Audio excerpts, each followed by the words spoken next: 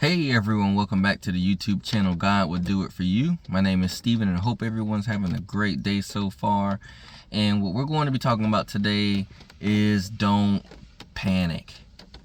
And I know I've made a video similar to this before, but definitely with everything that's going on in the world right now, I see a lot of people panicking. I see a lot of people just really not at ease.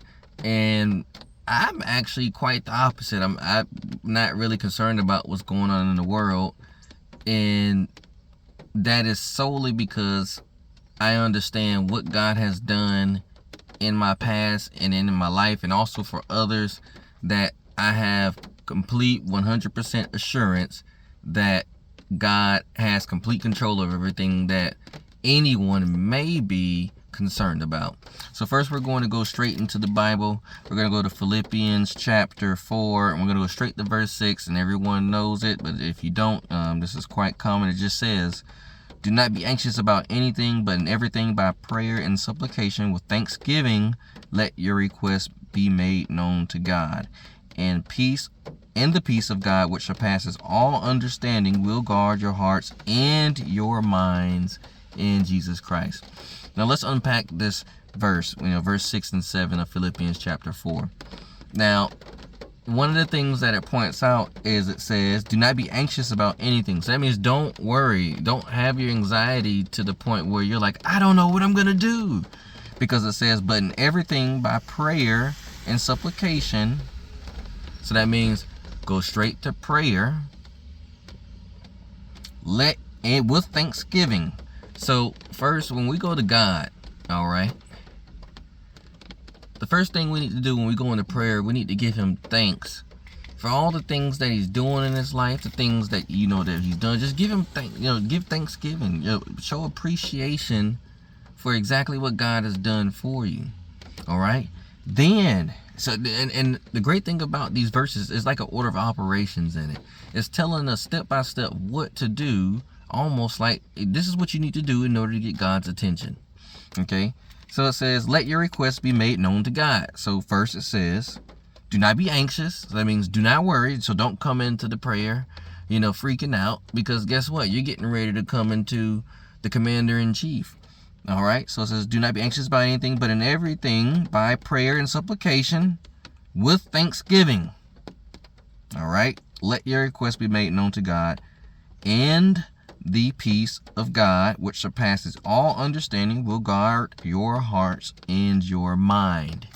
Now, why is this important? Because your heart, if your heart is really devoted to something, is really going to push the thought process of your mind. The great thing is God gives us peace in our minds. So with peace in your minds, your heart will be guarded as well, protected, because guess what? You're like, I'm putting my hope in my faith. It's almost like trusting a human being. When you trust a human being and they backstab you, it hurts your heart. It doesn't hurt your mind, it hurts your heart. But guess what? That's why it says will guard your heart. So that means he's going to protect you and your minds. All right, so why should we not worry? Because God is in control. Plain and simple. That's it. You guys, I've seen it too many times now. Now it's to me, it'll be an insult to God if I'm sitting here worrying about the current economy.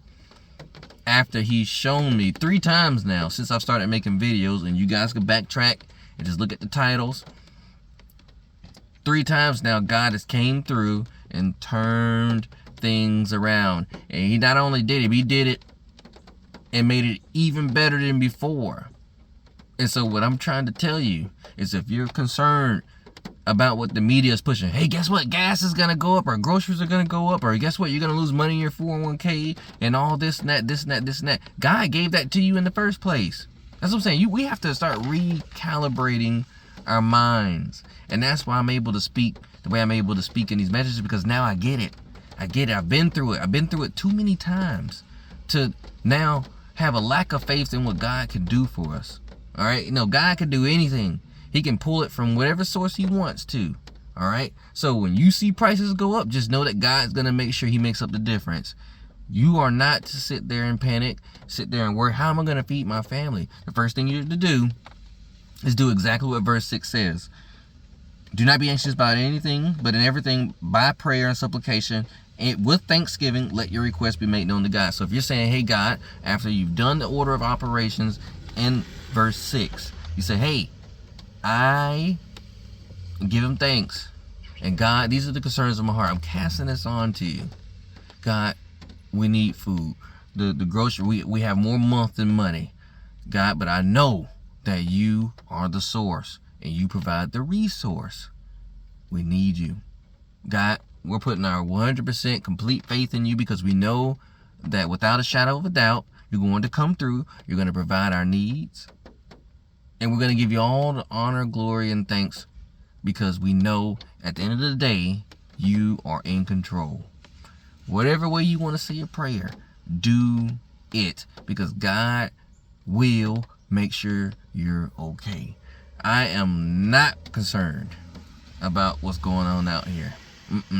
Because God has me almost in a tunnel vision per se, but I'm not locked into the point where I don't know what's going on around me, but I'm focused on the task and the will and the goals that he's built inside of me. Because when we're so focused on external circumstances that we can't even control, you worrying about the economy, you cannot control that. You are not in a position of authority where you make those decisions that could possibly change the trajectory of whatever may happen in the future or may not happen in the future. But what you do have control over is your task. You have the option to move forward or to sit here and panic and wallow and worry and waste energy and time that you can't get back. You have the option to not panic and to cast your worries and anxieties and concerns onto God because he can handle it. You have the option to not be anxious and to come to God in prayer. You have the option to do that because guess what?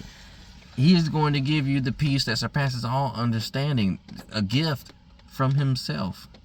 But if you do not know what to pray for or know that you should even be praying and you're sitting there panicking, stressing out, just know that you have an option.